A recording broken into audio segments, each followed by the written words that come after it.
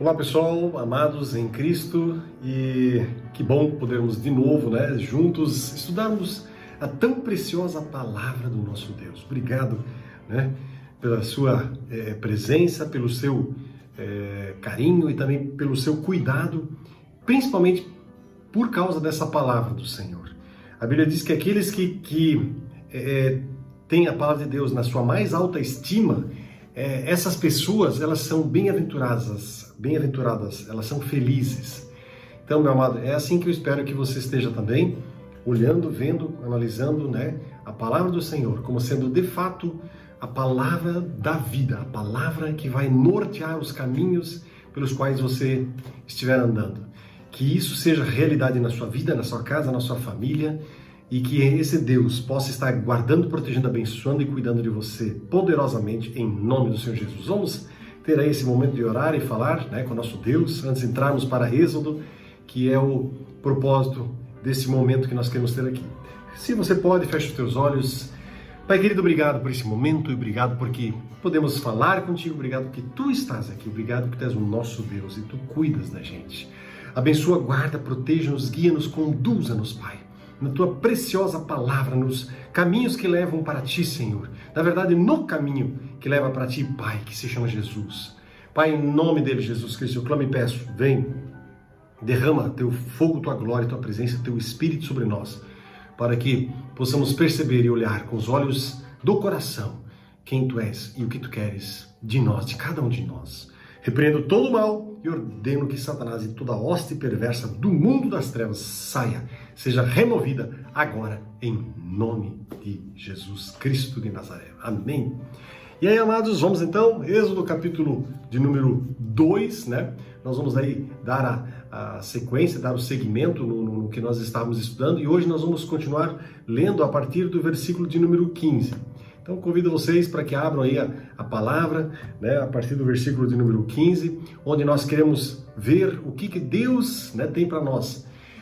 Recapitulando, nós vimos até então do nascimento de Moisés, e vimos também que Moisés, chegou a um determinado tempo de vida dele, alguns meses, provavelmente uns 3 meses, que não tinha mais como segurar as pontas, porque havia uma ordenança por parte do faraó de matar todos os recém-nascidos masculinos.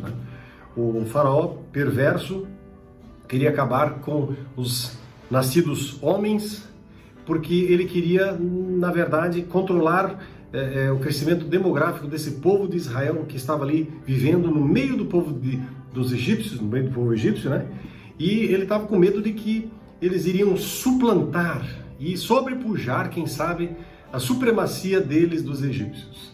Pois bem, então ele manda matar todos os nascidos homens, os meninos, e Moisés nasce nesse meio tempo. E aí então os pais de Moisés, junto com a sua mãe e mais a sua irmã, eles tentam de algum jeito um subterfúgio para salvar aquela criança. Na verdade, tudo isso acontece por intermediação de Deus, que sabia muito bem quem seria aquela criança, quem seria aquele menino e qual o papel que esse menino iria desenvolver. Portanto, Deus estava cuidando de todas as coisas. O inimigo, por um lado, queria matar. Tanto é que o inimigo manda matar todos os meninos. Talvez o inimigo já estivesse sabendo de alguma coisa, não, vai vir um Salvador, e o inimigo de nossas almas, o diabo, ele não sabe todas as coisas, mas ele de repente percebeu que alguma coisa estranha estava acontecendo. Isso aqui eu estou conjecturando, lógico. Mas, e aí o faraó, usado pelo maligno, manda matar os meninos. Obviamente pretendendo com isso, quem sabe, não permitir que um Salvador viesse a surgir no meio do povo de Israel. Mas Deus tem seus propósitos e seus planos. E não há demônio, não há inimigo, não há ninguém nesse mundo, nesse universo, que possa parar aquilo que Deus quer fazer. E é isso que nós queremos também continuar estudando aqui agora, como se desenrola esse processo na vida de Moisés. Então, a partir do versículo de número, nós vimos até o 14, Nós vamos hoje retomar então a partir do versículo de número 15. Nós vimos, que Moisés, ele matou, Moisés viveu 40 anos no Egito.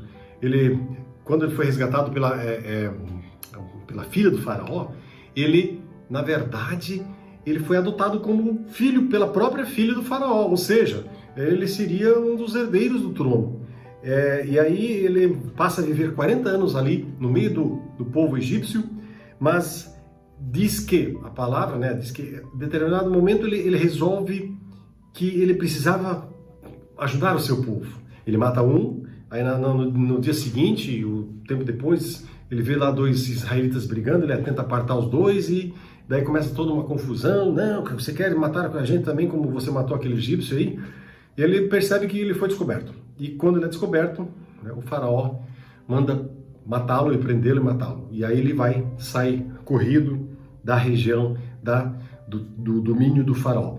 Então aqui, a partir do versículo 15, ele vai dizer o seguinte: informado desse caso, procurou o faraó matar a Moisés. Porém Moisés fugiu da presença do faraó e se deteve na terra de Midian e assentou-se junto a um poço. O sacerdote de Midian tinha 7 filhas, as quais vieram a tirar água e encheram os bebedouros para dar de beber ao rebanho do seu pai. Então, lá no versículo 17, diz assim: então vieram os pastores e as enxotaram dali. Moisés, porém, se levantou e as defendeu e lhes deu de beber ao rebanho. Aí no versículo 18, ele diz assim: tendo elas voltado a Reuel, seu pai, este lhes perguntou: por que viestes hoje mais cedo? Aí responderam elas: um egípcio nos livrou das mãos dos pastores, e ainda nos tirou água e deu de beber ao rebanho. E onde está ele? Disse as filhas: por que deixastes lá o homem? Chama-o para que coma pão. Moisés consentiu, né, em morar com aquele homem. Ele, nesse caso, o homem, né, Reuel, ele deu a Moisés a sua filha Zípora, a qual deu à luz um filho a quem ele chamou Gerson, porque disse: sou peregrino em terra estranha. Vamos dar uma olhadinha, depois a gente vê os versículos finais, vamos dar uma olhadinha em algumas coisas aqui importantes. Não foi tanto homicídio, né, como a rebelião implícita nele que despertou a ira. Ou seja, não foi só o homicídio, mas tudo aquilo que significava esse homicídio, a rebelião. Isso despertou a ira do faraó. Isso nós podemos ver em Hebreus 11, versículo 27, né, que vai dizer o seguinte, Hebreus 11, versículo de 27, vai dizer o seguinte: pela fé, no caso ele, o Moisés, ele abandonou o Egito, não ficando amedrontado com a cólera do rei, antes permanecendo firme, como quem vê aquele que é invisível. Pois bem, daí Moisés foge, vai para uma região chamada Midian. Midian fica a uma porção sudeste da península do Sinai. Os midianitas eram um grupo de tribos que descendiam do relacionamento entre Abraão e Quetura, tá certo? Lá em Gênesis 25 vocês podem ler essa história. Embora o lar parecia ter sido a leste, né, do Golfo de Acaba, eles eram um povo nômade. Isso quer dizer o quê? Que eles peregrinavam pela Palestina, pelo Negueb, pela península do Sinai. Então eles iam e vinham, né? E de acordo com Êxodo capítulo 3, verso 1, aqueles que Moisés encontrou, eles deviam estar habitando justamente nas vizinhanças do Monte Sinai. Então eles eram um povo espalhado. E a tentativa, inclusive, de confinar os midianitas numa só área e localizada ali a leste de Acabe, lá perto do Monte Sinai, isso não fecha muito com as escrituras e parece uma coisa sem fundamento. Então tem alguns autores que pretendiam isso, mas não é uma coisa muito plausível. E aí lá no versículo 16 fala que 7 filhas de um sacerdote de Midian iam buscar água para os seus rebanhos. Pelo visto, esse homem só tinha filhas mulheres. A Bíblia não deixa muito claro a que Deus esse cara servia, esse sujeito, né, o sacerdote de Midian. Pode ter sido Jeová, né, como alguns defendem, mas porque as palavras de Jetro, que era Jetro, no caso, Jetro é outro nome de Reuel. A grande pergunta é saber, né, qual nome deles veio antes, mas parece que isso há uma indicação de que houve aí essa mudança de nome soando como um testemunho, uma conversão, quem sabe.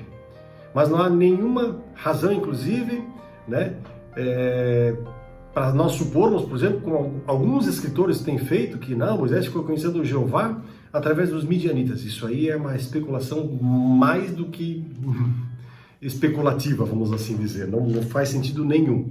Então, aí Moisés, ele começa então a habitar aí no meio desse povo, e ele, uma das coisas interessantes, né, quando fala aqui que Moisés, ele defende aquelas 7 mulheres, aqui nós podemos perceber uma das características do caráter de Moisés. Ele era um sujeito que realmente ele se preocupava com as pessoas, ele tinha uma compaixão pelos oprimidos, isso fazia parte do caráter dele, Moisés, tanto é que, né, ele vai ser usado para libertar os oprimidos, o povo do Senhor que estava oprimido.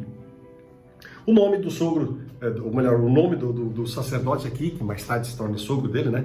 Mas o nome do sacerdote se chama Reuel. E Reuel é um nome que significa amigo de Deus. Então, por isso que o pessoal acha que, quem sabe, ele tem se convertido. E se vocês olharem lá em Números 10, versículo 29, também fala disso. E ele é também chamado de Jetro em Êxodo 3, verso 1, e também em Êxodo 4, verso 18. Pois bem, então o cara fica surpreso, porque as filhas dele voltam logo. Elas normalmente demoravam, porque os homens desvalorizavam a mulher de uma maneira muito, assim, dura naquela época. As mulheres eram consideradas um nada, ou quase nada. E tanto é que, então, se o homem chegasse lá, ele tinha preferência, ele ia pegar água para o seu rebanho e acabou. Não tinha nada de... A mulherada tinha que esperar. Mas Moisés vê a situação, vê o negócio ali acontecendo, a maneira truculenta como as coisas acontecem, e defende aquelas mulheres. E dá água para o rebanho, tá certo? E o pessoal achava que ele era um egípcio, e o pessoal lá tinha muito respeito pelos egípcios. Então, tipo assim, ninguém ousava levantar a voz contra os egípcios. Então Moisés foi considerado aqui um egípcio. E ele dá água para o rebanho. Inclusive, a Bíblia diz que ele vai lá e, inclusive, tira a água do poço para elas, né? Então, ele faz um serviço serviçal. Aí elas voltam logo para casa. O Reuel olha e diz: mas que negócio é isso? Vocês já voltaram? Ah, não, mas um homem, um egípcio, ajudou a gente e deu água para o nosso rebanho, e por isso nós estamos aqui de volta. Mas então, traga esse cara logo para cá, né? Vamos deixar ele aqui. A Bíblia não entra em maiores detalhes, mas pelo jeito o Reuel se afeiçoa para Moisés, e ele passa a viver com ele, né? E tanto é que Reuel vai dar uma das suas filhas, Zípora, para Moisés. Aí então Moisés convive ali, esse tempo de convívio de Moisés ali, no meio dos nômades ali, dos povos midianitas ali, é um tempo relativamente longo. Imagina só, 40 anos no Egito, e aqui ele passa a viver também 40 anos no deserto, né? O nome, lá no versículo 22, nós lemos que Moisés ele tem um filho, ele chama esse filho de Gerson. Gerson significa literalmente, né, como está escrito aqui, sou peregrino em terra estranha. Ou ainda alguns tradutores, alguns teólogos dizem assim que Gerson significa eu sou estrangeiro aqui ou ali, tá certo? O segundo filho de Moisés não é dito aqui, até porque a Bíblia ela não pretende ser um tratado extremamente correto, assim, no sentido de, não, tudo tem que estar no seu devido lugar. Mas o segundo filho de Moisés se chama Eliezer, e ele vai aparecer somente lá em Êxodo capítulo 18, verso número 3, tá certo? Ele também nasce nesses 40 anos que ele está no deserto. Eliezer significa Deus é meu auxílio. Então, na época, eles davam os nomes daquilo que eles viviam, daquilo que eles estavam vivendo. Isso era uma prática muito comum na época do Velho Testamento. Vamos então lá no versículo 23, terminar essa leitura, que são mais só 3 versículos. Ali diz o seguinte: decorridos muitos dias, morreu o rei do Egito, e os filhos de Israel gemiam sob a servidão, né? E por causa dela clamaram, e o seu clamor subiu aos céus, ou a Deus, né? Versículo 24, ouvindo Deus o seu gemido, lembrou-se da sua aliança com Abraão e com Isaque e com Jacó. E viu Deus os filhos de Israel e atentou para a sua condição. Então aqui nós temos, né, uma situação bem interessante. Decorridos muitos dias é uma expressão muito típica daquela época, que na verdade aqui significa muitos anos, né? Praticamente nesses muitos dias aqui estão inclusos 40 anos praticamente. De acordo com Atos capítulo 7, verso 30, fala isso, né? Que decorreram, até podemos ler isso aqui, o versículo número 30 de Atos diz assim, ó: decorridos 40 anos, apareceu-lhe no deserto, no Monte Sinai, um anjo por entre as chamas de uma sarça que ardia. Aqui nós temos a defesa que Estevão faz da palavra de Deus, né? E Estevão aqui está sendo acusado de ser um sujeito que está indo contra a religião dominante da época. E de fato ele estava indo contra, porque a religião estava longe de Deus, né? E aí ele fala isso aqui. Então o pessoal lá sabia que 40 anos aconteceram lá no deserto. Ou seja, isso significa praticamente uma geração inteira. E diz a palavra que daí, lá em Êxodo, né, que nesse tempo morreu aquele rei, aquele faraó perverso, e surgiu um novo rei, um novo faraó que não conhecia Moisés e não sabia dessa situação aí de Moisés. Se nós aceitarmos que o século XIII foi o século do Êxodo, então o rei que morreu deve ter sido, né, o rei do Egito, deve ter sido Sete. Sete viveu no ano de 1319 até o ano de 1301 a.C. Ou ainda, alguns acham que poderia ter sido Ramsés I, que foi o fundador da dinastia 19, lá do Egito. Ou ainda poderia ter sido Ramsés II. Na verdade, Ramsés II foi um dos maiores faraós que o Egito já conheceu. E esse tal de Ramsés II viveu no ano de 1301 até o ano de 1234, ou seja, o cara teve uma vida bem longa, antes de Cristo, é claro.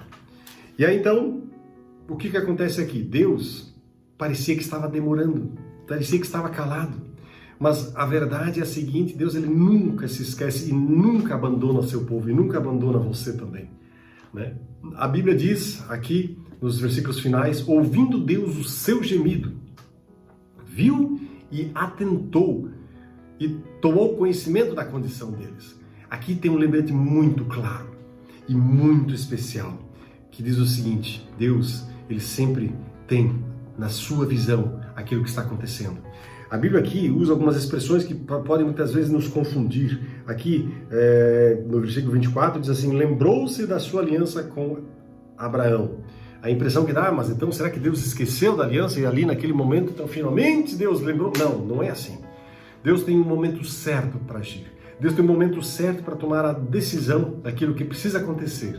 Portanto, meu amado, em nome do Senhor Jesus, não se desespere quando você estiver passando momentos difíceis na sua vida. Mas saiba que o Senhor, ele atenta para a opressão que os seus filhos estão sofrendo e padecendo. E ele virá para o livramento, para a libertação. O Senhor está preparando, talvez já tenha preparado, ou talvez já esteja no caminho da sua vida e você de repente nem percebeu. Mas Deus, ele fará isso por você, porque ele ama você. Se você é filho ou filha desse Deus de poder, né? Porque filho é tudo aquele que aceitou Jesus Cristo como seu Senhor e Salvador, tá? Então, se você é filho realmente dele, ele estará cuidando poderosamente de você. Não tenha medo, não tenha receio e não tenha dúvidas de que ele fará. Ele fará acontecer, né? Ainda que se você olhe para o lado e parece que a coisa não vai dar certo, que a coisa está indo tudo caminho, né, para baixo, está indo para o brejo. Não. Para Deus nunca existe esse negócio de estar indo para o brejo. Ele sempre virá no tempo certo, com a providência certa. Olhe para o alto. Olhe para o alto. Comece a louvar ao Senhor, mesmo no meio do sofrimento, e você verá Deus vindo com graça, com poder, com alegria, com majestade, de maneira assim tão impressionante que você vai, quando você daqui a uns anos olhar para trás, você dirá assim: como Deus foi benigno e misericordioso para comigo. Feche os teus olhos, vamos orar. Senhor, muito obrigado porque podemos confiar em Ti, sabendo que Tu tens o melhor caminho para nós. Muitas vezes a gente passa por situações muito difíceis na nossa vida. Nós passamos por situações que a gente olha e pensa assim: por que, Senhor? Para que, Senhor? Por que eu tenho que passar por essa situação? Mas a verdade é uma só. Tu sabes exatamente o porquê nós temos que passar por isso. E muitas vezes nós não entendemos esses porquês, mas Tu sabes os porquês. Portanto, nós queremos agora olhar para o alto e dizer: Senhor, nós confiamos em Ti. Nós confiamos que Tu tens as palavras finais. Tu tens a última palavra desse problema, dessa situação que nós estamos agora vivendo. E eu clamo e peço agora: meu Deus, Faça assim como Eliseu fez com seu ajudante, quando ele pediu, abra os olhos dele para que ele veja que mais são aqueles que estão conosco do que aqueles que estão, né, contra nós. Meu Deus, permita que os teus filhos agora possam ver que tu és dono de todas as coisas e que tu, Pai, estás no comando e na verdade tu nunca perdeste o controle. Permita isso em nome do Senhor Jesus. Abra os olhos, em nome de Jesus Cristo eu oro e agradeço desde já. Aleluia. Amém.